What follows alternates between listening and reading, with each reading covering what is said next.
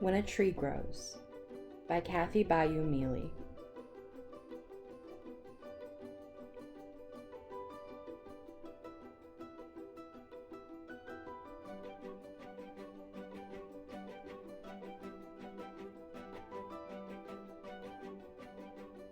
When a tree grows in the forest, two things could happen. It becomes a scratching post for Moose's itchy antlers, and the tree sways gently side to side, or... Crash! Boom! Moose pushes a little too hard, the tree falls on a cave, and the bear inside wakes up. When a bear in a cave wakes up, two things could happen. He rolls over and falls back to sleep, or... Grrr! Bear stomps outside.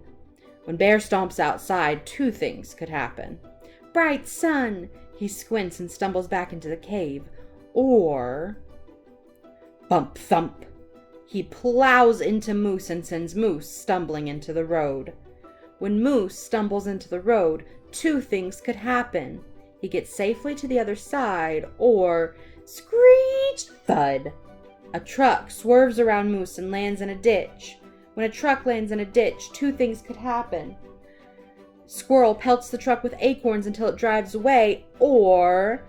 Yippee yummy, it's a Nifty Nuts truck. Squirrel leaps on board. When Squirrel leaps on board, only one thing can happen. Vroom vroom. Squirrel is off to the big city. When Squirrel is off to the big city, two things could happen. He gets a job at Nifty Nuts as a quality control inspector, or... Slam click.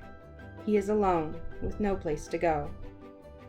When Squirrel is alone with no place to go, two things could happen. He's discovered by a talent scout and becomes a star of stage and screen, or... Snuffle sniff. He feels homesick. When Squirrel feels homesick, two things could happen.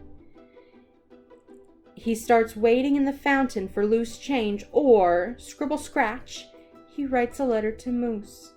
When Moose gets a letter, two things could happen. He doesn't know what a letter is, or zoom zoom, he races to the city to bring Squirrel home.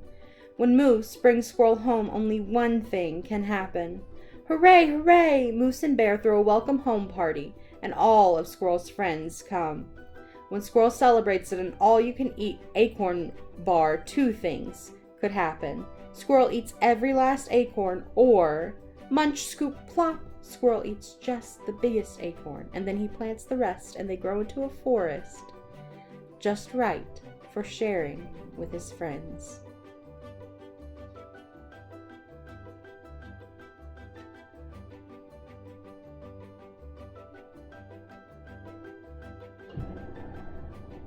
Carl and the Meaning of Life by Deborah Freedman.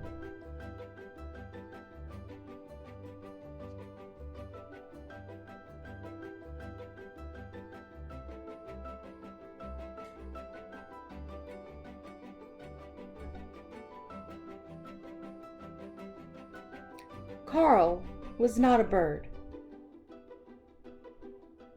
Carl was not a bear or a beaver. Carl was an earthworm.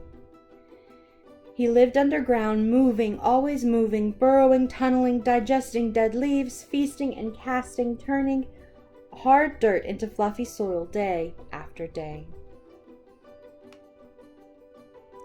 Why? Asked a field mouse gathering seeds. Why do you do that? Why? Carl didn't know why, but now he needed to find out. So Carl stopped making fluffy soil. I'll be right back, he told the field mouse. He spotted a rabbit. Maybe she knew. Why do I do what I do? He asked her. Oh, goodness, dear, she said. I do not know. I do what I do for my babies. But Carl didn't have babies. A fox appeared. Carl turned to the fox. Why do I do what I do? Asked Carl. Who do I do it for? For whom? Replied the fox. Alas, my meal awaits. I am here for the hunt. But Carl did not want to hunt.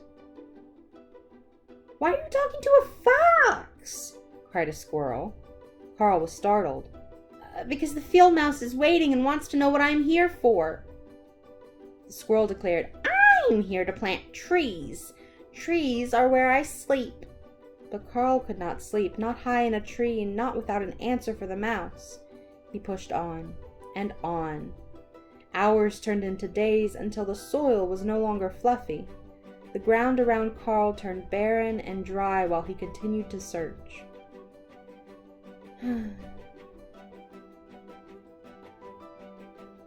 But the birds had flown off to find grasses and fluff, and the bear trundled away to look for berries, and soon there was nobody left to talk to.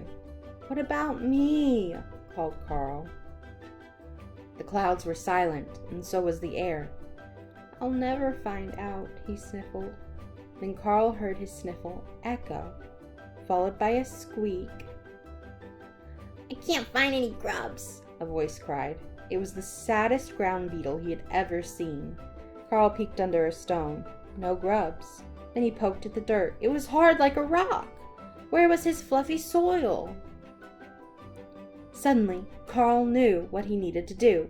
I'll be back, he promised. For hours into days, weeks into months, Carl munched, digested left castings, and tunneled, and turned that hard soil into fluffy soil. You made my seeds grow, said the mouse. Clover blossomed once again, and the rabbit came back with her kits. The squirrel returned to plant new trees, and the fox was lured by the hunt, all of them able to do what they do. How? Well, why not? Asked Carl.